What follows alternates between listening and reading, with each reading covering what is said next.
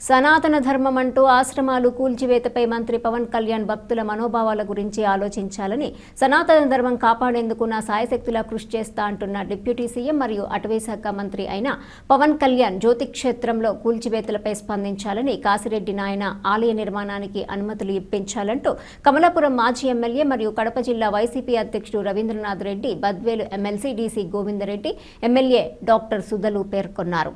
సోమవారం సాయంత్రం కాశీనాయన మండల పరిధిలోని కాసిరెడ్డి నాయన ఆశ్రమాన్ని పరిశీలించారు. అటవీ క్షేత్ర పరిధిలో ఉందంటూ ఎన్నో ఏళ్లుగా ఇక్కడ నిత్య పూజలు అందుకుంటున్న కాశీనాయన ఆశ్రమాన్ని కూల్చివేయటం ఏమిటని, ఇది భక్తుల మనోభావాలను దెబ్బతీయటమే అవుతుందని వారు పేర్కొన్నారు. పార్టీలకు అతీతంగా కలిసి కాసిరెడ్డి నాయన ఆశ్రమాన్ని కాపాడాల్సిన బాధ్యత మనందరిపై ఉందని, భక్తుల మనోభావాలను దెబ్బతీయాలని చూస్తూ ఊరుకోబోమని వారు హెచ్చరించారు.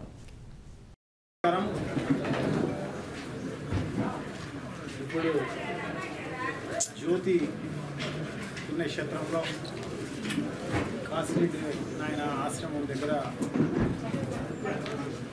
ఈరోజు ఇంత అన్యాయం జరుగుతోందన్న ఉద్దేశంతో ఇక్కడికి నేను, నాతో పాటు ఎమ్మెల్సీ గారు గోవిందరెడ్డి గారు, అలాగే ఎమ్మెల్యే సుధమ్మ గారు, మిగతా ఈ మండలానికి సంబంధించిన నాయకులు, అలాగే ఈ బద్వేలు కాన్స్టిట్యున్సీకి సంబంధించిన నాయకులు అందరూ కూడా పాల్గొన్నారు. వారందరికీ కూడా నమస్కారాలు వ్యక్తపరుస్తున్నా. సో గత వారం 10 రోజుల నుంచి రోజు వింటున్నాం ఇలా కాసిరెడ్డి ఆయన గుడికి సంబంధించి ఇక్కడ జ్యోతి క్షేత్రంలో ఫారెస్ట్కు సంబంధించిన ఎన్ని కట్టడాలు ఫారెస్ట్ వాళ్ళు వచ్చి ఈ కట్టడాలన్నీ కూడా కుట్టే కార్యక్రమం అంతా చేస్తున్న పరిస్థితి చూస్తున్నాం. సో దీనికంటే ముందు నేపథ్యం, ఈ జ్యోతి పుణ్యక్షేత్రం కొన్ని వందల సంవత్సరాల నుంచి, ఎప్పటి నుంచో పాత కాలం నుంచి లక్ష్మీ నరసింహస్వామి టెంపుల్ ఇక్కడ ఉంది. దానికి ఆ కాలంలోనే ఒక 68 సెంట్లు దీనికి కేటాయించడం జరిగింది. సో దానికి దగ్గరగా వస్తున్న ఇక్కడనే ఉంటూ ప్రజలందరికీ కూడా బాగా అందుబాటులో ఉంటూ ఒక ప్రత్యక్ష దైవంలాగా ఉన్న కాసిరెడ్డి నాయన గారు ఇక్కడనే నిర్యాణం కావడం జరిగింది. సో ఒక ప్రత్యక్ష దైవం అని. సో ఆయన డివోటీస్ అందరూ కూడా కర్ణాటక అయితేనేమి, మహారాష్ట్ర అయితేనేమి, తమిళనాడు అయితేనేమి, సో ఈ రకంగా 4-5 రాష్ట్రాలకు సంబంధించిన ఆయన అందరూ కూడా ఆయన డివోటీస్ అంతా ఉన్నారు. అందరూ కూడా ఎప్పుడు కూడా ఇక్కడికి ఎప్పటి నుంచో ఆయన నిర్యాణం అయినప్పటి నుంచి, అంటే దాదాపు 95లో అనుకుంటా ఆయన జీవ సమాధి కావడం జరిగింది. సో అప్పటి నుంచి కూడా దాదాపు కొన్ని లక్షల మంది ఈ పుణ్యక్షేత్రాన్ని దర్శించుకుని ఆయన ఆశీస్సులు తీసుకునే కార్యక్రమం పరిస్థితిని అందరం కూడా చూస్తున్నాం. అటువంటిది ఇదంతా కూడా అంతకుముందంతా కూడా ఇక్కడ ఫారెస్ట్ ఉంది, ఫారెస్ట్లో ఉంది అని కూడా ప్రజలకు కూడా తెలిసేది కాదు, ప్రభుత్వానికి కూడా పెద్దగా పట్టించుకున్న వాళ్ళు కూడా కాదు. ఎందుకంటే ఈ దేవాలయం ఒకటే కాదు ఫారెస్ట్లో ఉన్నది అని కూడా, శ్రీశైలము అట్లాగే ఉంది. అట్లాగే పక్కనున్న అహోబిలం అయితేనేమి, తిరుపతి అయితేనేమి, తిరుమల అన్నీ అయ్యప్ప స్వామి గుడి అయితేనేమి, అన్నీ కూడా పెద్ద పెద్ద గుడులు అన్నీ కూడా ఫారెస్ట్లో ఉండేవి అవన్నీ కూడా. సో ఇవన్నీ కూడా మరి కేంద్ర ప్రభుత్వము పెద్ద పట్టించుకునేది కాదు, అలాగే రాష్ట్ర ప్రభుత్వాలు కూడా పెద్ద పట్టించుకునేవి కాదు, ప్రజలు కూడా పెద్దగా దాని గురించి అనుకునే వాళ్ళు కూడా కాదు. సో ఆ సందర్భంలో దాదాపు ఒక 28 హెక్టార్లు దగ్గర ఈ ఆవరణం అంతా కూడా పెరిగిన పరిస్థితి మనం చూస్తున్నాం అన్నమాట. సో దీన్ని రిలాక్స్ చేయమని చెప్పేసి, ఎందుకంటే ఇది తెలిసింది 2014 తర్వాతనే అన్నమాట.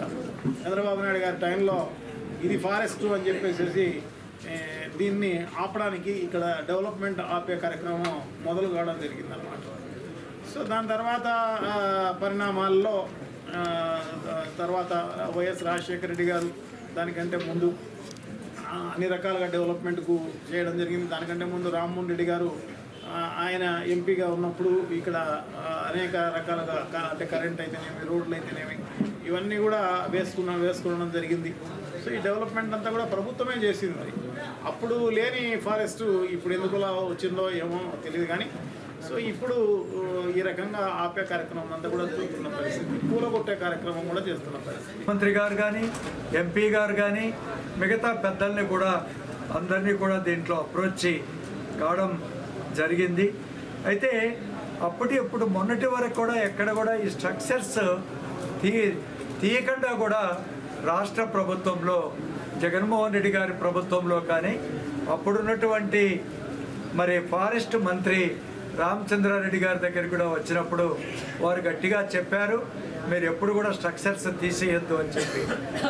సరే, ప్రభుత్వం మారిపోయిన తర్వాత మరి ఇక్కడ ఇప్పుడున్నటువంటి ముఖ్యమంత్రి గారు చంద్రబాబు నాయుడు గారికి, అదేవిధంగా మరి ఫారెస్ట్ మంత్రి పవన్ కళ్యాణ్ గారికి కూడా ఇదంతా కూడా రిప్రజెంటేషన్ ఇచ్చింది. కానీ వాళ్ళు దీని మీద పెద్దగా స్పందించడం లేనటువంటిది చాలా బాధాకరమైనటువంటి విషయం. నేను అందుకనే ఈ కూటమి ప్రభుత్వంలో ఉండే పెద్దలకు కూడా మీ ద్వారా, మీడియా ద్వారా మీరంతా వెళ్ళండి ముఖ్యమంత్రి గారి దగ్గరికి, అదేవిధంగా మరి ఫారెస్ట్ మంత్రి గారి దగ్గరికి. ఖచ్చితంగా 10 రోజులు కానీ 4-5 రోజులైనా కూడా వాళ్ళకు జరిగేటువంటి ఈ మరి ఇబ్బందులంతా కలగజేసి దీన్ని స్టాప్ చేయాల్సినటువంటి అవసరం ఉంది. నేను కూడా నిజానికి ఫారెస్ట్ అధికారులను అక్కడ అమరావతిలో కలచడం జరిగింది. మరి వాళ్ళు మళ్ళీ కూడా సిసిఎఫ్ గారిని కూడా మళ్ళీ కలుస్తాం. వారు ఒకటే అంటున్నారు, ఏదేమైనా కూడా ఫారెస్ట్ మంత్రి గారు దీని మీద ఇనిషియేట్ చేయాల్సినటువంటి అవసరం ఎంతైనా ఉంది. ఆయన ఇనిషియేట్ తీసుకొని దీన్ని ముందుకు తీసుకుపోవాలి. కాబట్టి ఇది మరి బీజేపీ హిందూ ధర్మ పరిరక్షణ, హిందూ దేవాలయాలు, హిందుత్వం అనేటువంటి నినాదం కేవలం మాటల వరకు కాకుండా కేవలం ఓట్లు వేయించుకోవడానికే హిందువులు కావాలి. కానీ వాళ్ళ దేవాలయాలు కానీ వాళ్ళ మనోభావాలు కానీ మాకు అవసరం లేదు అని అంటే గిన ఖచ్చితంగా ప్రజలు మరి రియాక్ట్ అవుతారు, స్పందిస్తారు. మనం రాజకీయ పార్టీలకు బుద్ధి ఖచ్చితంగా చెప్తారు. ఈ ప్రాంత ప్రజలు ఇది అసలు ఈ మండలాన్ని ఆయన పేరు మీద పెట్టినటువంటి నేపథ్యం. కాబట్టి ఇది ఆశామాషిగా ఎవరైనా తీసుకోకూడదు. ప్రభుత్వాలు ఏ విధంగా ప్రజలు కూలదోస్తారో మనమంతా చూస్తున్నాం. ఇది ప్రజాస్వామ్యం. కాబట్టి ఇక్కడ ఉండే ప్రజల సెంటిమెంటు మీరు నెగ్లెక్ట్ చేసి దీన్ని ఏముందిలే మాకు అధికారాలు ఉన్నాయి, ఈ అధికారాలు ఏం మేము చేయాలని ఏముంది, అది ఎక్కడనో, అది వైఎస్ఆర్ జిల్లా మారుమూల ప్రాంతం, అక్కడ మాకు ఓట్లు వస్తాయా, మాకు సీట్లు వస్తాయా అనేటువంటి పద్ధతి కాకుండా మనం జ్యోతి క్షేత్రంలో ఇక్కడ మనం చూస్తే ఈ క్షేత్రము 95న స్వామివారు ఇక్కడ సమాధి అయిన తర్వాత నుంచి ఈ డెవలప్మెంట్ ఇంత జరిగింది మనం చూస్తూ ఉన్నాం. అయితే ఇక్కడ మేము ముఖ్యంగా తెలియపరచుకోవడం ఏంటంటే మనకున్న ఈ చుట్టుపక్కల జిల్లాలే కాకుండా చుట్టుపక్కల ఉన్న అడ్జసెంట్ మహారాష్ట్ర, తమిళనాడు అక్కడి నుంచి కూడా ఎంతోమంది లక్షలాది భక్తులు ఈ క్షేత్రానికి రావడము ఇదంతా కూడా మనం చూస్తాం. ఇక్కడ ఎప్పుడు ఏ టైంలో అయినా కూడా నిత్య అన్నదానం జరుగుతూ ఎంతోమంది ఆకలి తీర్చే ఈ క్షేత్రంలో ఇప్పుడు ఈ ప్రభుత్వం మారిన తర్వాత నుంచి ఇక్కడ ఉండే స్ట్రక్చర్స్ అంతా డెమాలిష్ చేస్తూ ఇక్కడ ప్రజలందరి మనోభావాల్ని దెబ్బతీస్తున్న పరిస్థితి మనం చూస్తున్నాం. అందుగురించే ఈరోజు ఈ క్షేత్రానికి మా జిల్లా వైసీపీ ఇన్ఛార్జ్ అయినటువంటి రఘునాథ్ రెడ్డి సార్, అదేవిధంగా మా పెద్దలు గౌరవనీయ ఎమ్మెల్సీ గోవిందరెడ్డి సార్, ఇక్కడ మా మండలం మా కాన్స్టిట్యూషన్ నుంచి వచ్చిన అందరు నాయకులతో పాటు మేము ఇక్కడికి రావడం జరిగింది. ఇప్పుడు మేము తెలియపరచుకోవడం ఏంటంటే ముఖ్యంగా గతంలో ఈ క్షేత్రాన్ని కాపాడాలి, ఇక్కడ రిలాక్సేషన్ ఇవ్వమని చాలాసార్లు ఇంతకుముందు మా హస్బెండ్ డాక్టర్ గారు కానీ సార్ కానీ వీళ్ళందరూ కూడా ఎంపీ గారు వీళ్ళందరూ కూడా పలుమార్లు రిక్వెస్ట్ పెట్టి ఫైల్స్ రన్ చేసిన విషయం ఉంది.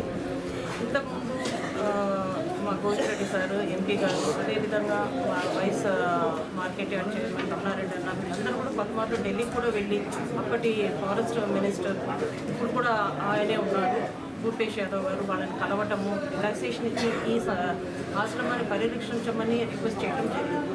స్వయాన జగన్ సార్ కూడా లెటర్ రాయడం జరిగింది. అప్పుడు ఇదంతా కూడా విత్అవుట్ చేశారు. ఇప్పుడు అధికారం మారింది, సెంటర్లో బీజేపీ ఉన్నారు. ఇక్కడ స్వయంగా ఈ పద్వేల్ కాన్స్టిట్యున్సీకి బంధువు అయిన ఎండోమెంట్స్ మినిస్టర్ గారు ఉన్నారు, మన ఇప్పుడు మినిస్టర్ గారు. తర్వాత పవన్ కళ్యాణ్ గారు ఉన్నారు, ఆయన సనాతన ధర్మాన్ని పరిరక్షిస్తానంటున్నారు. అదేవిధంగా ఆయన ఫారెస్ట్ మినిస్ట్రీ కూడా ఆయన చూస్తున్నారు. సో మా అందరి రిక్వెస్ట్ ఏంటంటే ఇంతమంది లక్షలాది మంది మనోభావాలు ఇక్కడ అంతా కేంద్రీకృతమై ఉంది. ఇది బద్వేల్లోనే ఒక ఇంపార్టెంట్ పుణ్యక్షేత్రం. ఈ క్షేత్రాన్ని పరిరక్షించాల్సిన రెస్పాన్సిబిలిటీ మా అందరిపైన ఉంది, మన అందరిపైన ఉంది. పార్టీలకు అతీతంగా అందరూ కలిసి ఈ క్షేత్రాన్ని పరిరక్షించాలని మేమందరం కూడా రిక్వెస్ట్ చేస్తున్నాం. మేమందరం కూడా మేమందరం కూడా ఈ గవర్నమెంట్ కూడా మేము రిక్వెస్ట్ చేస్తున్నాం. ఖచ్చితంగా ఎట్టి పరిస్థితుల్లో కూడా ఈ ఆశ్రమాన్ని పరిరక్షించాల్సిన అవసరం ఉంది. అవసరమైతే మేమందరం కూడా వెళ్ళి కలుస్తాము. దీని విషయమై ఎంతవరకైనా కూడా మేమందరం కూడా పోరాటానికి మేము నిలబడతాం. ఈ ఆశ్రమాన్ని రక్షించుకోవడానికి మేమందరం కూడా ముందుంటామని